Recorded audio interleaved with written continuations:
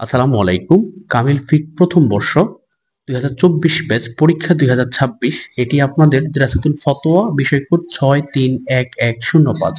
এখানের প্রশ্নমান একদমই সহজ। ১২টি প্রশ্ন থাকবে, যে কোনো ৮টির উত্তর লিখতে হবে, ৮ × ১০ = ৮০ এবং ছোট প্রশ্ন আপনার ৬টি দেওয়া থাকবে, ৪টির উত্তর লিখতে হবে, ৪ × ৫ = ২০ মার্ক, মোট ১০০ মার্ক পাবেন।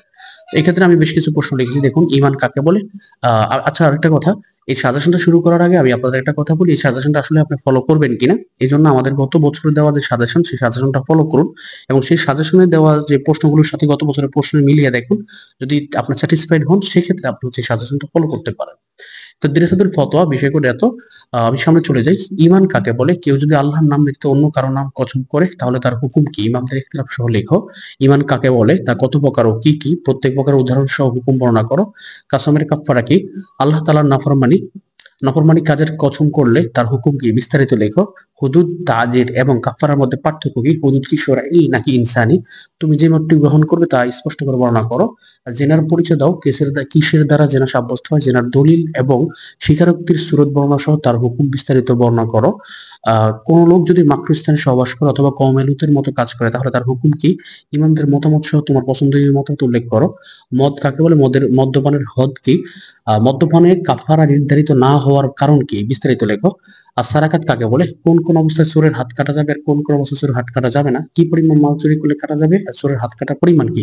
ইমামদের মতামত সহ বিস্তারিত আলোচনা করো। সাইদ কাকে বলে? শিকারের কুকুরের সাথে নির্দিষ্ট শিকার বৈধ হওয়ার শর্তাবলী কি? শিকারের শিকারী শিকার ধরার পর জীবিত পেলে হুকুম কি? কুকুর এবং বন্দুক দিয়ে শিকার করার হুকুম বিস্তারিত লেখো। আর জব কাকে বলে? জবের মধ্যে অবশ্য কাটা রগগুলো কি কি? জবেতে ইচ্ছাকৃত বা ভুলে বিসমিল্লাহ ছেড়ে দেওয়ার হুকুম কি? ইখতিলাফ সহ বিস্তারিত লেখো। উদহিয়া কাকে বলে? কার উপর কোরবানি ফরজ আর কার উপর ফরজ নয়? কোরবানির গোশত এবং চামড়ার হুকুম কি? ছিনতাই বা চুরি করা বকরি দিয়ে কোরবানি করার হুকুম কি? এখানে বকরি না হয়ে পশুও হতে পারে, যেটাই হোক। আমরা একটা পশু লিখে বলি, তাহলে জিনিসটা আরো সুন্দর হয়। সুন্দর হয়। না। আচ্ছা, তারপর আমরা সামনে যাই। উদহিয়া কাকে বলে? একজন যদি ভুলে অপরজনের বকরি কোরবানি দিয়ে কোরবানি, এখানে আমি পশু লিখি, এখানে পশু লিখলে সুন্দর হয়, জিনিসটা আম থাকে। পশু কোরবানি করে দেয়, তার হুকুম কি? একটি গরু বা উটে কতজন শরীকে অবসর করতে পারে? বিস্তারিত লেখো। দাওয়া কাকে বলে? কয়টি দাবিতে দাওয়া দাবি দাবিতে অস্বীকারীর থেকে শপথ নেওয়া যাবে? ইমামদের মতামত সহ বিস্তারিত লেখো। ওয়াইন আকামা কুল্লু ওয়াহিদুম মিনহুমাল বাইয়িনা আলা শিরাই মিনাল আখার। ইবারতের ব্যাখ্যা করো। আল ওয়াকালা কাকে বলে? উহার প্রকারভেদ ও শর্তাবলী কি? কোন কোন কাজে উকিল নিযুক্ত করা আর যায় আর কোন কোন কাজে উকিল নিযুক্ত করা যায় না? বিস্তারিত লেখো। ইকরার কাকে বলে? মুমূর্ষু রোগী স্বীকারোক্তির হুকুম কি? স্বীকারোক্তি কখন গৃহীত হয় আর কখন হয় না? উদাহরণশৈলী বিস্তারিত লেখো। লাকিত কাকে বলে? লকিত কাকে বলে? কুড়িয়ে পাওয়া শিশুর হুকুম কি? এই শিশুর অভিভাবককে কে হবেন? তার খরচ কোথা থেকে বহন করা হবে? বিস্তারিত লেখো। লুক্তায়ের পরিচয় দাও। উহার প্রচার কার্যের সময়সীমা আলোচনা করো। বকরি এবং উটের পার্থক্য বর্ণনা করো। হুকুম সহ বিস্তারিত লেখো। তারপর হচ্ছে খুনসা কাকে বলে? উহার হুকুম কি? খুনসাকে কখন নারী রূপে গণ্য করা হয় এবং কখন পুরুষ রূপে গণ্য করা হয়?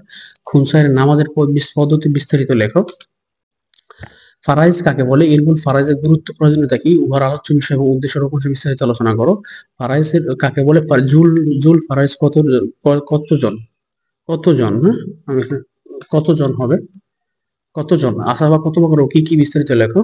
তারপর হচ্ছে জানাজার নামাজের পরিচয়। দেখুন, আমাদের মোটামুটি ২৮টা প্রশ্ন দেওয়া আছে। এখানে আপনাদের একটা প্রশ্ন হতে পারে যে ভাইয়া, ২৮টা প্রশ্ন যদি পড়তে হয়, তাহলে এটাকে সাজেশন কিভাবে বলেন? তো একটা উত্তর হলো, ভাই দেখেন, এখানে আপনাদের সব নতুন সিলেবাসের পরীক্ষা, তাই না? এখন একটা পুরান সিলেবাস হলে না আমরা বুঝতে পারি যে এই প্রশ্নটা এই সালে আসছে, পরের বছর আসেনি। তো এটা একটা নতুন সিলেবাস এবং আমাদেরকে বাধ্য হয়ে প্রতিটা অধ্যায় থেকে প্রশ্ন ধরতে হয়েছে। এবং এই জন্য, যাতে করে আপনারা এই সাজেশনটা পড়লে আপনারা আর চিন্তা করতে না হয় যে ভাই এর বাইরে আসবে কিনা বা যেহেতু নতুন সিলেবাস আসতে পারে কিনা। তা আমরা হচ্ছে প্রতিটা শিরোনাম অধ্যায় থেকে প্রশ্ন ধরেছি এবং প্রশ্নটা হয়তো এদিক সেদিক ঘুরে আসবে, এটাই স্বাভাবিক, আসতে পারে। কিন্তু আপনারা যদি ওভারঅলি আমাদের প্রশ্নগুলো টপিক ধরে ধরে পড়ে যান, তাহলে আপনি যে কোনো প্রশ্নে আসুক আপনাদের উত্তর দিতে পারবেন, কারণ আমরা পুরো সিলেবাসটাই এই প্রশ্নগুলোর মধ্যে কভার করার চেষ্টা করেছি। ঠিক আছে, এখানে ফতোয়া সিরাজের লেখক সিরাজউদ্দিন আহমদুল্লাহ জীবনের কথা আছে, এখানে সবকিছু আছে। আপনারা এই বিডি সাজেশনটা আপনারা নিতে। ছোট প্রশ্ন হয়, দেখেন, ফতোয়া সিরাজের বৈশিষ্ট্যাবলী, আসাবাই নসের পরিচয় সংজ্ঞা দাও, কারাহিয়াত ইস্তেসান, লাকিত, এগুলোর এই যে কথাগুলো, এগুলো কিন্তু উপরে দেওয়া আছে। তো তারপরে আলাদা করে লিখেছি, কারণ আপনার হলো যে অনেক সময় তো ভাইয়া ছোট প্রশ্ন দেন না। তো আপনারা যদি বড় প্রশ্নগুলো পড়েন তাহলে ছোট প্রশ্নগুলো এর মধ্যে উত্তর করে ফেলতে পারবেন, ঠিক আছে? তো এই হলো আজকের ভিডিও, এবং এই ক্লাসগুলোর যে আমি উত্তর শীট আপনারা যদি নিতে চান, হ্যাঁ, এই যে পেখা গ্রুপের যে 6 7টা 8টা সাবজেক্ট মোট, তো অবশ্যই আমাদের কাছে 7টা সাবজেক্ট আমরা পিডিএফ বানিয়েছি, আমাদের নিজস্ব পিডিএফ। এই 7টা সাবজেক্ট পিডিএফ নিতে হলে আমাদের যে নাম্বার 0184